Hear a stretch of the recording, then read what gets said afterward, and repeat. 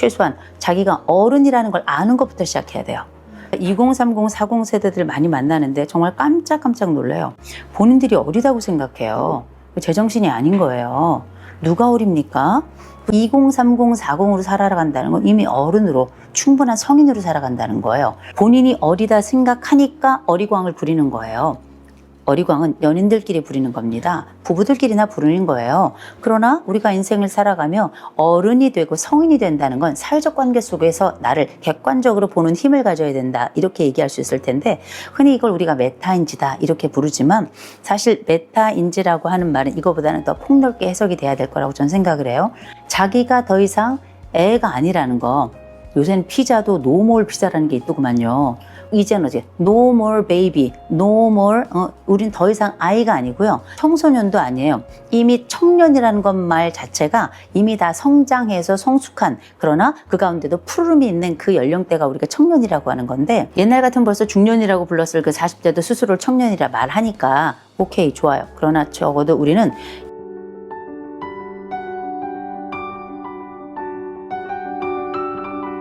요즘은 어른이 중요한 게, 우리가 흔히 말하는 성장 과정에서 어른이라고 하는 게 대개는 어린 시절을 통과해가지고 성인의 삶으로 살아가는 그 모든 시간을 우리가 어른의 시기라고 얘기할 수 있을 텐데, 이게 엄청 길어졌다는 거예요. 옛날에는 이 어른이란 말을 사실 질적인 측면에서 많이 이야기를 했다면 100+알파 시대다, 제가 맨날 강조를 하는데, 이 이야기는 나라는 사람이 심리학에서 말하는 25세까지가 성장이고 25세 이후는 다 우리는 노화의 지점으로 살아가요. 이 성장을 넘어서 나머지 노화의 지점으로 살아가는 이 모든 지점을 우리가 어른이라고 할 수 있겠지만, 그 이전에 우리는 20세에서 25세란 나이가 또 있죠. 그럼 이때는 어린아이인가? 흔히 청년이라고 이야기하지만, 이때 역시 우리는 투표권을 가지고 책임과 권리와 의무를 행사하면서 그렇게 살아가기 때문에 20세 넘어서 나머지 삶은 저는 다 어른이라고 생각을 해요. 이 어른이라고 하는 건 기본적으로는 길이에 있어서도 과거보다 훨씬 더 길어지고 상상도 못할 만큼 그 어른이라는 길이가 어느 지점에서 끝날지 예측할 수 없는 거고, 그러면 이 모든 순간을 다 성인이자 어른으로 살아간다. 이 두 가지 단어, 곧 성인과 어른이란 말이 똑같이 등치가 되는 것만은 아니겠지만, 이 성인으로 몸이 큰 사람으로서 살아가는 것하고 의미까지 포함해서 이 의미에 또 다른 힘을 주는 이 사람은 조금 다를 수 있겠지만, 이 두 가지 개념을 다 가지고 그렇게 성숙의 과정을 만들어가는 이 여정을 전 다 합쳐서 어른의 시기라고 생각하거든요. 엄밀히 말하자면 이 좋은 어른이 필요한 이유, 또 내가 좋은 어른이 되면 좋은 이유는, 우리에게 성인기로 살아가는 또 어른기로 살아가는 이 모든 순간이 다 뭐냐면 나의 발달 과정이에요. 이 발달 과정이 의미 있었으면 좋겠다, 힘이 있었으면 좋겠다, 내 스스로도 만족스러웠으면 좋겠다, 함께 살아가는 다른 사람들하고도 의미 있었으면 좋겠다 라는 게 제가 생각하는 좋은 어른이 필요한 의미거든요. 어른이라는 말에 어원이 있잖아요.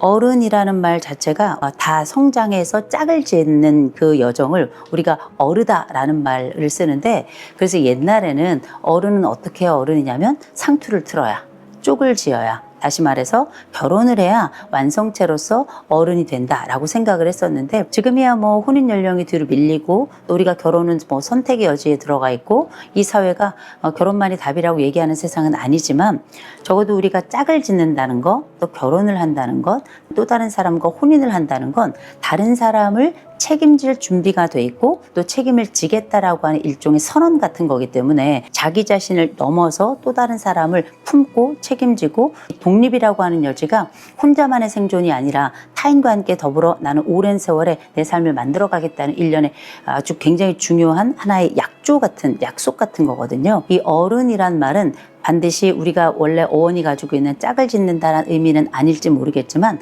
나를 수용하고 동시에 타인까지도 포함할 수 있고 이 사람에 대한 직간접적인 책임까지 함께하고 있다면 이 사람을 어른이라고 할 수 있을 것 같아요. 좋은 어른이라는 것도 굉장히 중요하지만, 제일 먼저 이 질적인 측면에서의 어른 이전에 양적인 측면에서의 어른이 워낙에 늘어났다는 거, 양적인 측면의 이 어른기라고 제가 부르는 이 길고 엄청나게 중요한 이 시기가 평생이 옛날에 100년의 삶을 살고 지금 100 플러스 알파를 산다면 우리가 20세까지의 삶은 5분의 1밖에 되지 않아요. 나머지를 이제 늙어가면서 살아가야 되는 건데 이 모든 여정이 어쩌면 단순히 주름이 진다든지 나이를 먹는다든지 아니면 우리의 모든 것들이 뭐 때로는 약화되고 때로는 최소화되는 이런 여정으로서 축소의 개념으로서의 어른이 아니고요. 앞으로 계속 생존을 넘어서 생산하고 생산을 넘어서 이제 성숙에 이르는, 이걸 다른 말로 하자면 우리가 성장 그리고 이어서 성취 이어서 이제 성숙, 이 세 개념으로 나눠져 가면서 어른기에는 이 세 가지가 원활하게 지속적으로 잘 일어날 수 있도록 하고, 이게 한 개인이 가지고 있는 성장이나 성취나 성숙을 넘어서 다른 사람들과 함께 이 성숙의 지점으로 일구어가고 만들어가고 그걸 수용하고 때로는 더 의미 있게 만들기 위해서 기꺼이 나서는 이 과정까지를 저는 다 포괄적으로 좋은 어른이 되는 과정이다, 이렇게 말씀드리는 거예요. 우리가 이제 어른이라고 하는 개념이 옛날엔 굉장히 크고 어려운 개념이었단 말이에요. 그리고 막 엄청난 사람, 대단한 사람, 이런 사람들, 이 세상에 우리가 흔히 말하는 전기의 주인공이고 뭐 자서전을 쓸 만한 인물이고 이제 이런 분이라 생각했지만, 싫으나 좋으나 이제 우리가 100 플러스 알파, 다시 말해서 나라는 사람의 한 생애가 1세기를 넘어가게 생겼단 말이에요. 1세기를 넘어가는 그 존재 자체가 살아서 걸어다니는 움직이는 역사예요. 과거의 역사를 뒤돌아봐도 역사라는 게 크게 두 가지로 나누어지지 않습니까? 하나는 의미 있고 힘 있는 역사, 또 독립적 역사, 또 하나는 굉장히 처참하고 비참하면서 동시에 종속적 역사가 있을 텐데, 우리의 역사가 이미 1세기, 어떤 분들은 20세기에 태어나서 21세기 내내 살고 22세기까지 바라볼 수도 있는 이런 세상이 됐기 때문에 이 긴 역사, 나라는 사람이 태어나서 죽을 때까지가 내가 그냥 교과서가 된 거예요. 나라는 사람의 역사책이 된 거거든요. 그렇다면 그중에 우리의 미성숙과 그리고 성장 과정에서 시행착오가 많았던 그 아주 폭발적인 변화도 있지만, 동시에 어리숙하기도 하고 때로는 좌절도 많이 하고 실수도 많이 하고 한심한 여정으로 돌아보면 부끄러운 시점이 많았던 그 20년의 역사도 있지만, 그래도 이 시행착오가 조금은 줄어들고 점차 조금 더 세련돼지고 우리의 말이나 행동이나 생각이나 혹은 관계나 이런 것들이 여물어가는 과정이 20세 이후로 꾸준히 이렇게 발생하게 되잖아요. 모든 여정들이 다 역사가 될 텐데, 기왕이면 의미 있고 독립적이고 삶의 안정성뿐만 아니라 나도 만족하는, 타인과도 함께 조우할 수 있는 이런 삶을 만들어가는 것, 이 여정을 어른 앞에 있는 조은이란 말로 쓸 수 있을 거란 말이에요. 어른 인식이 필요해요. 좋은 어른 이전에 어른 인식이 있어야 내가 어른이구나 라는 걸 알고 어른다운 선택을 할 수 있게 되고, 그 선택 중에 더 좋은 선택을 하면 좋은 어른이 되는 거고요. 조금 더 부족하고 미숙한 선택을 하면 좋지 않은 어른이 되는 것뿐인데, 이 어른이라고 하는 건 사실 다 만들어진 성체가 아니라 저는 과정이라고 생각해요. 성숙의 여정을 통틀어서 어른이라고 부르고 싶은데, 이 성숙의 여정이 어떻게 한꺼번에 우리가 마치 수억 년을 살아오고 영겁을 혹은 여러 번 살았던 것처럼, 혹은 뭐 시간 여행자처럼 그렇게 내 시점을 알고 그 시대를 알고 그 순간을 알고 그렇게 반응하겠어요? 어려운 겁니다. 그럼에도 불구하고 살아가면서 덜 실수하고 살아가면서 덜 이기주의적이고 살아가면서 조금 더 이타성과 더불어서 타인의 만족과 내 만족을, 이 밸런스를 맞추는 힘을, 균형의 힘, 마치 시소 처음에 타면 잘 모르지만 몇 번 타다 보면 균형점을 알고 대충 우리가 동네 애들 불러다가 이 무게를 맞추게 되는 것처럼, 그렇게 어른으로서의 중심점을 찾아가는 그 여정이 전 성숙의 여정이라고 생각해요. 결과가 아니라 과정이다. 그러니 그 과정에 어른됨도 이렇게 시행착오가 있고, 또 이 시행착오를 통해서 여물어가면서 내가 나를 보면서 과거보다 좀 괜찮은데, 이런 여정을 여러 번, 그리고 할 수 있다면 자주 반복하고 그 여정이 나에게 평균값을 봤을 때 이 평균값이 조금 더 좋아지는구나 하면, 이 사람은 그렇지 않은 사람들에 비해서 좀 더 어른됨, 다시 말해서 성숙성에 있어서 자기의 기쁨, 또 삶의 기쁨, 또 우리가 흔히 말하는 생의 만족도가 더 높아지는 사람이다. 저는 이렇게 얘기할 수 있을 것 같아요. 좋은 어른은 또 다른 의미일 것 같아요. 좋은 아이도 있어요. 꼭 좋은 어른만 있나요? 좋은 청소년도 있어요. 그렇잖아요. 또 좋은 여자도 있어요. 좋은 남자도 있고요. 좋은 부모도 있고, 좋은 조부모도 있고, 좋은 자식도 있고, 좋은 손자녀도 있는 거 아니겠어요? 그러면 이 좋은이 뭐냔 말이에요. 이 좋은이란 말에 대한 정의를 또 우리가 함께 나눠봐야 될 것 같은데, 좋다라는 말이 영어로는 이제 good. 가만 생각해 보면 좋다라는 말은 저는 이건 만족스럽다라는 말로 좀 치환할 수 있지 않을까 그렇게 생각을 해요. 만족이라고 하는 건 사실은 내 안에 꽉 찬 느낌을 이야기할 텐데 가득하고 족하다 이런 뜻이니까 이렇게 꽉 찬 느낌을 인생을 살아가면서 몇 번 못 받아요. 생각해 보세요. 옛날에 막 가슴이 막 뻐개질 것 같았던 그 순간은 딱 한 번 달리기에서 1등 해본 그 순간밖에 없었어요. 그들은 다 맨날 2등, 3등, 어떨 땐 꼴찌, 어떨 때 또 넘어지고 자빠진단 말이에요. 그러다가 어느 순간에 어떤 애가 나한테 야, 너 참 괜찮다 이런 얘기를 해주면 약간 가슴이 웅장해지는 느낌이 있다가 누군가 나를 사랑한다고 고백하면 처음으로 하늘에 있는 별이 반짝인다는 걸 눈으로 또 살아서 보는 거 아니겠습니까? 근데 이런 순간이 몇 개 되질 않아요. 그러면 좋은 사람은 어떤 사람인가? 좋은 아이, 좋은 청소년, 좋은 청년, 나이 들어가는 중년들과 노년들이 있을 텐데 이런 모든 과정은 어떻게 보면 이 사람이 가지고 있는 첫 번째 인격의 결이 있을 거예요. 이 사람의 사람됨, 따뜻함, 온화함, 그리고 다른 사람을 보는 좋은 시선 이런 것들이 다들 이 사람의 인격적인 특징 중에 하나고 친절, 또 나눔, 이 다른 사람에 대한 안쓰러워하는 공감력과 연민의 마음 이런 것들이 다 일종의 휴머니즘이니까 이런 휴머니즘이 어떤 사람이 마음의 결을 따라서 조금 더 잘 드러나면 이 사람은 좀 인격이 좋다 이런 얘기를 주로 한다고 전 생각을 해요. 인격적인 측면이 있으면 이 사람이 좋은 사람이다 혹은 좋은 특성을 가지고 있다 이렇게 얘기할 수 있을 거예요.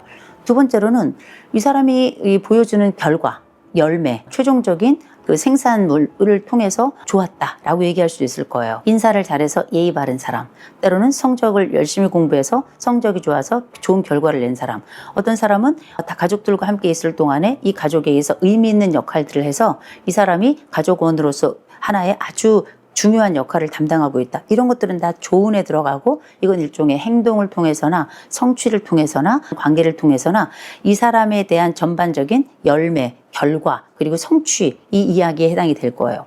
나라는 사람이 가지고 있는 이 조언이란 말은 사람마다 다 다르긴 하겠지만 최소한 자기가 어른이라는 걸 아는 것부터 시작해야 돼요. 2030, 40 세대들 많이 만나는데 정말 깜짝깜짝 놀라요. 본인들이 어리다고 생각해요. 제정신이 아닌 거예요. 누가 어립니까? 보세요. 심리학을 책을 열어보기만 해도 25세까지가 성장이다. 그 이후로는 다 노화라. 이렇게 이제 거칠게나마 설명을 하는데 이 얘기는 뭐냐? 2030, 40으로 살아간다는 건 이미 어른으로 충분한 성인으로 살아간다는 거예요. 본인이 어리다 생각하니까 어리광을 부리는 거예요. 어리광은 연인들끼리 부리는 겁니다. 부부들끼리나 부르는 거예요. 그러나 우리가 인생을 살아가며 어른이 되고 성인이 된다는 건 사회적 관계 속에서 나를 객관적으로 보는 힘을 가져야 된다. 이렇게 얘기할 수 있을 텐데 흔히 이걸 우리가 메타인지다 이렇게 부르지만 사실 메타인지라고 하는 말은 이거보다는 더 폭넓게 해석이 돼야 될 거라고 저는 생각을 해요. 자기가 더 이상 애가 아니라는 거. 요새는 피자도 노멀 피자라는 게 있더구만요.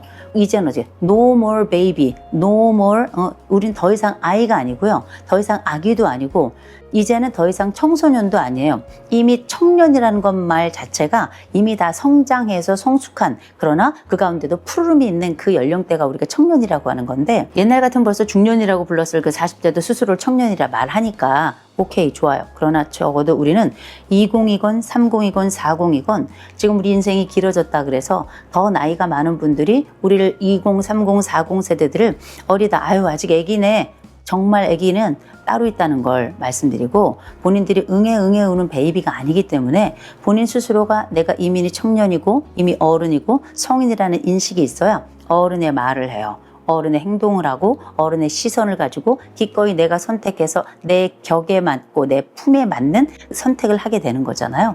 그래서 제일 먼저 우리는 좋은 어른 되는 거 굉장히 중요하지만 내 스스로 어른이라고 하는 이 인식을 가지고 있는데 무엇보다 중요합니다. 어른 하면 무조건 생각나는 게 위대하고 엄청난 개념으로 생각하지만 누구나 다 어른이다. 누구나 다 성인이라는 걸 알고 계셔야 되고 어른 혹은 성인 이런 말이 굉장히 부담스럽거나 내 성장이 싫어서 어떤 책임이나 의무를 다하는 게 힘들어서 내가 어른됨을 거절할 수 있겠죠. 옛날에 너무 오래된 영화다. 양철북이라는 영화가 있었어요. 이제 세상 그 어른들의 그 형편없는 자태들을 보고 이 세상이 돌아가는 모습을 보고 나는 더 이상 어른이 되지 않겠다 선언하고 5살짜리가 성장을 멈추고 그 5살 시선에서 이제 어른들의 세계를 조명하는 그 영화가 양철북이라는 영화 원래 이제 책이었죠. 시선은 부조리를 향한 시선이에요. 나는 성인의 세계로 나가기가 무서워요. 아이고 무서워라. 벌벌벌 누구나 무서워요.